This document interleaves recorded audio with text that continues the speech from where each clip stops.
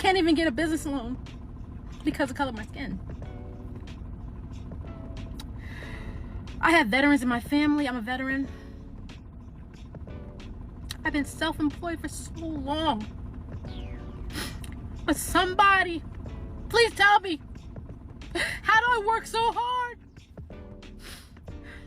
to have somebody who comes to this country, not long, no credit, and he shows me paperwork where they'll be funding him money to buy my food truck.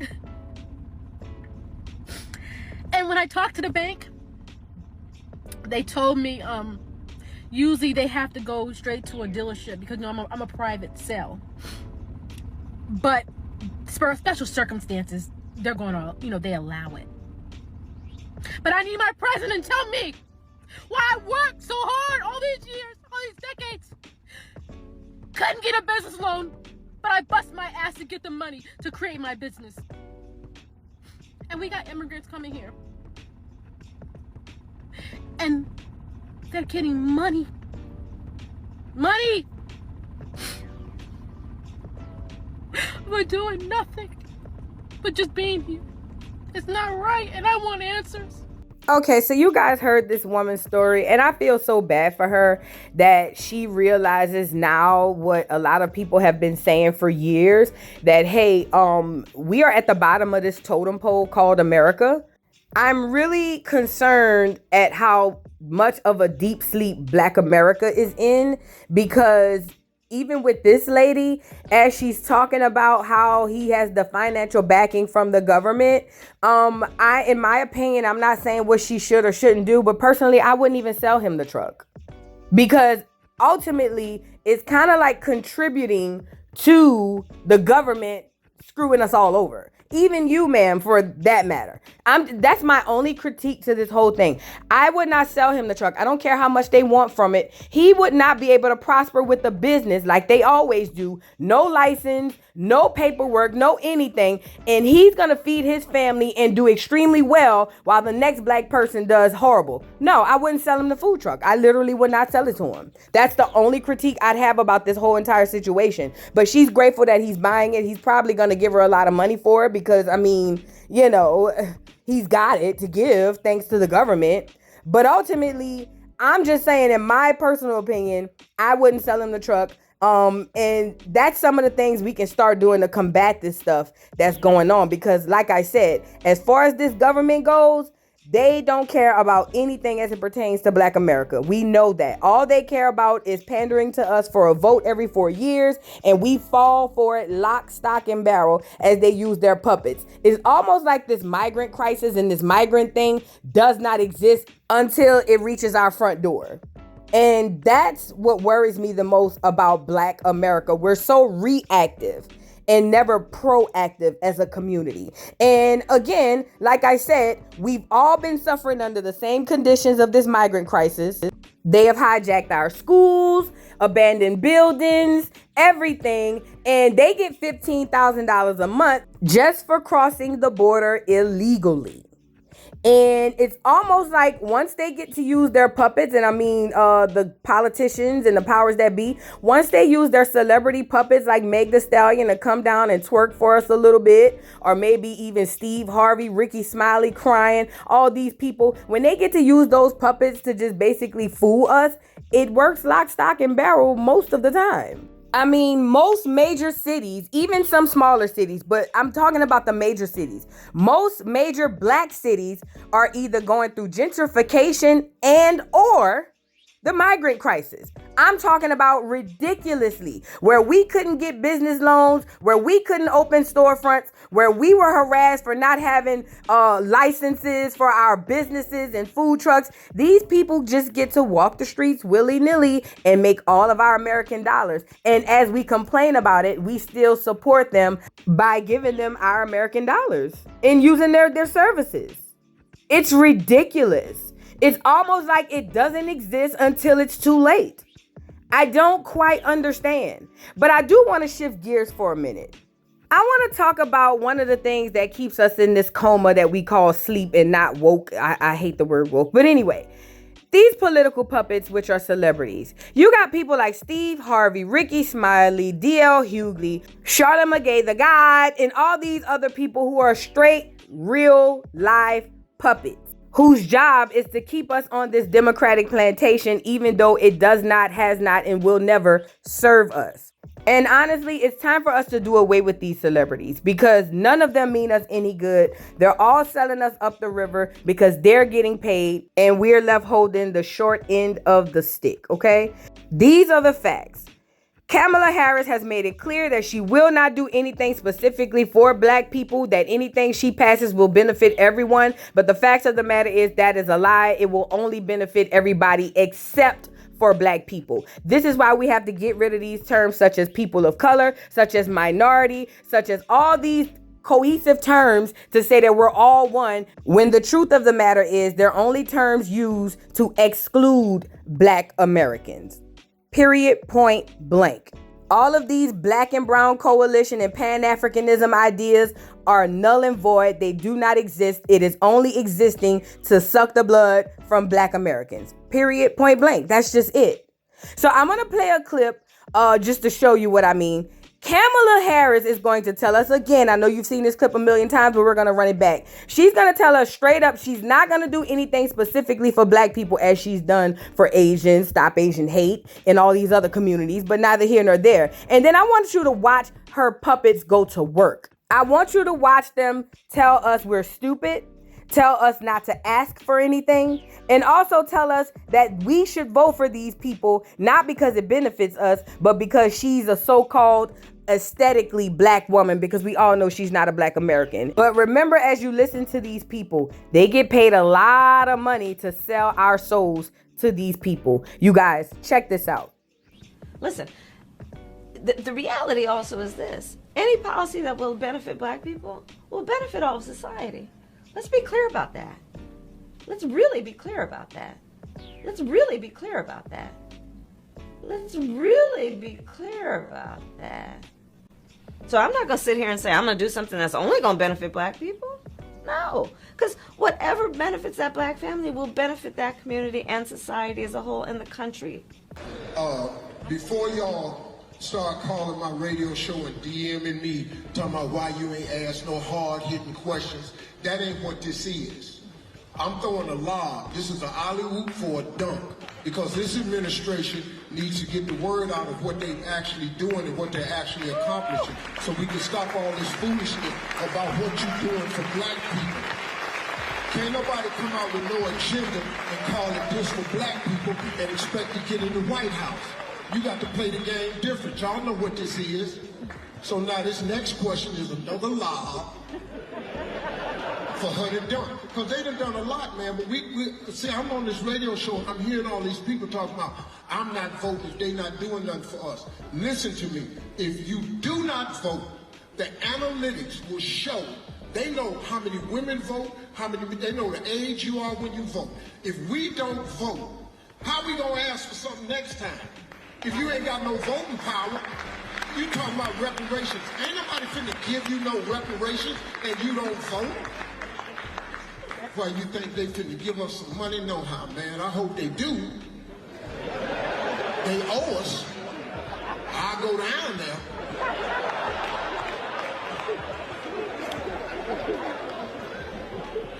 I'm sorry. President of this country, is it Joe Manchin or Joe Biden, Madam Vice President? Come on, Charlamagne. Come on. It's Joe Biden. I can't tell sometimes. No. It's Joe Biden. It's Joe Biden. And don't start talking like a Republican about asking whether or not he's president. It's Joe Biden. Do you think Joe Manchin is a problem? It's Joe Biden. And I'm vice president. And my name is Kamala Harris. Kamala Harris in 2020, when she ran for president, I was out there on the campaign trail with her. She was the only reason that I voted for the Biden-Harris ticket to begin with. And, we have our, disagreements on air and off air. But I think that, she is the perfect person, to be to fight in these unprecedented times right now. So, Angela's out. Do you think you might endorse Vice President Kamala Harris should she get the nomination? Yeah. Yeah, absolutely. I absolutely would endorse Vice President Kamala Harris. I supported Kamala Harris in 2020 when she ran for president. I was out there on the campaign trail with her. She was the only reason that I voted for the Biden-Harris ticket to begin with. And, we have our, disagreements on air and off air. But I think that, she is the perfect person, to be to fight in these unprecedented times right now. Right here. Your mother is a black woman. Don't forget that. Don't forget that your sister is a black woman. And as a black man, I stand proudly with Kamala Harris this morning with tears in my eyes.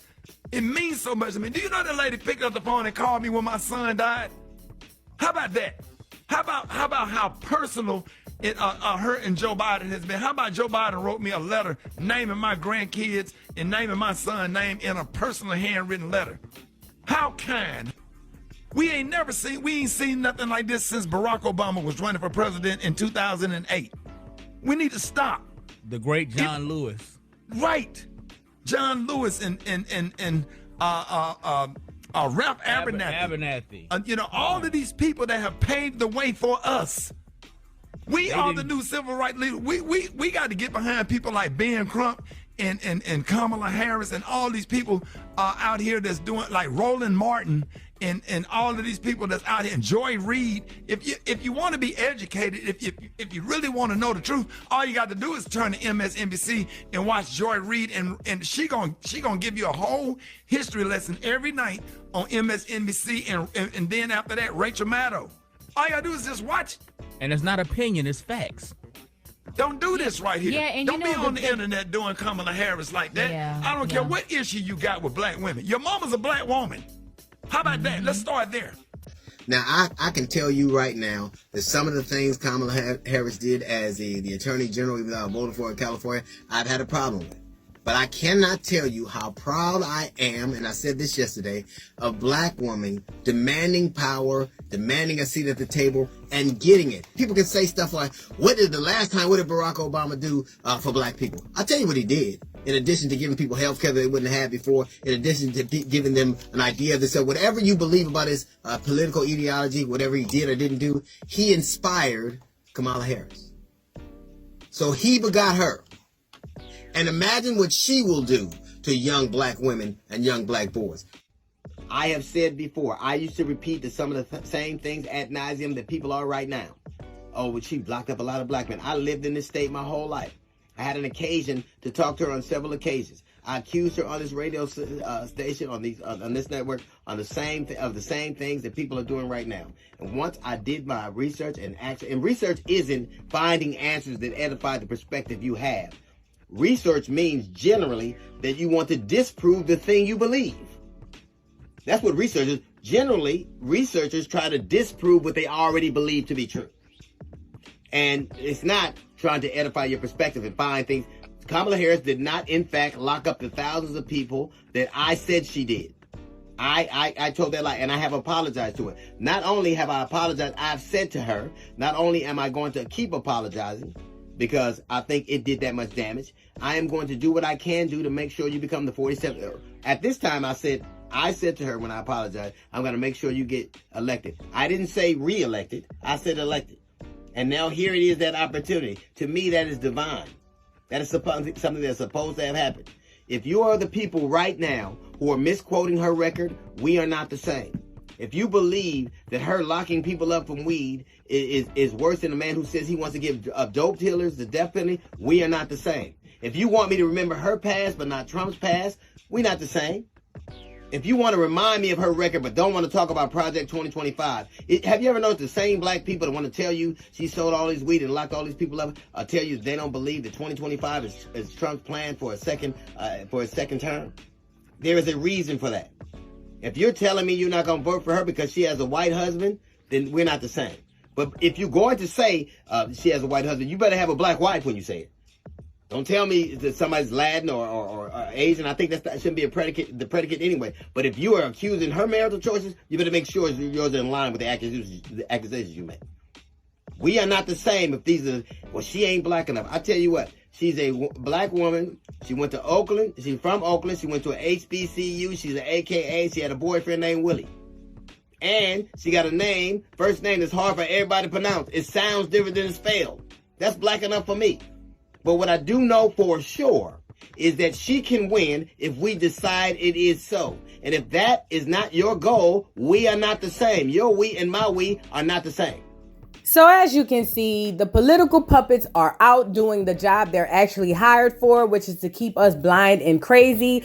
And I don't think it's working no more. I think a lot of Black America are waking up to realizing they need to pull back the veil on these so-called celebrities who act like they're our friends and they really care about us, but ultimately they get checks to sell us up the road. Steve Harvey, D.L. Hughley, Charlotte McGay, and anybody else who tries to force feed us this BS about these candidates just because it puts money in their pockets are not being listened to anymore by the masses. We're waking up and we're done and we're tired of it. We're extremely tired of it. I just wish we didn't have to get to where this lady is to see it. We're all affected by this migrant crisis to some level. Every single one of us. Our rent is so high, we can hardly afford it. Gas and food prices are through the roof. People are losing their homes because they're hiking up the prices of insurance, property taxes, all these things that we're struggling with. And these migrants are coming over here making all this money and prospering in business as Black Americans fail and watch these migrants excel. That is no longer a thing. We're no longer dealing with that. And I need my Black American people to wake up and see what's really going on around you. And let's not continue to be reactive, but proactive. Our ancestors fought for the rights of us, fought for the right of inclusion of other people of color, but ultimately that has turned around and backstabbed us and really backfired on us because now everybody is gaining and Black Americans are losing. We're finding out the hard way, as usual, because we're always reactive, not proactive, that basically we messed up. I want to get into this video from this lady who spoke about how hard our ancestors worked for us and not this so-called Black and Brown coalition or this Pan-Africanism. You guys check this out. Our lineage. Who are we? We're Black Americans. I can trace my family back, my ancestors back to the 1700s. Okay? So we're Black Americans. We have been here since the founding of the country. That matters, does it not? Does it matter that our parents, our ancestors were here since the founding, since the 1600s, since the 1700s? Is that relevant? Is that significant? Yes, I think it is. Well, I mean, my ancestors didn't slave and sweat and toil and all that hard work that they did for Joanne Reed to have a job. She's from the Congo. They worked for Black Americans to have jobs. They did all that for Black Americans, not people from the Congo who are first generation Americans. Not even Kamala Harris, who's Indian American and Jamaican. Right. My ancestors didn't work for Kamala Harris to have these benefits. They worked for Black Americans to have benefits. I think even Obama is not even a Black American. This is why using color, the skin color, is not sufficient.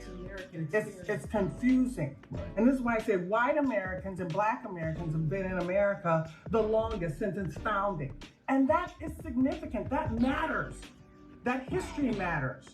And so this is why, and I don't know why so many, and I want to get into this issue about Black women, Black American women supporting.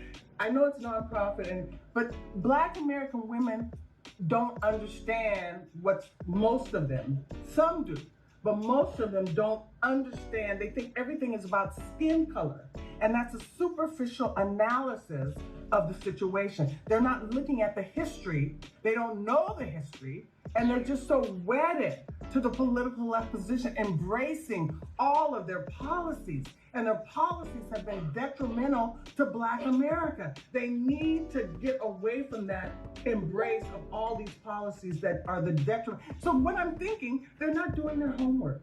They're not reading this cast your bucket where you are.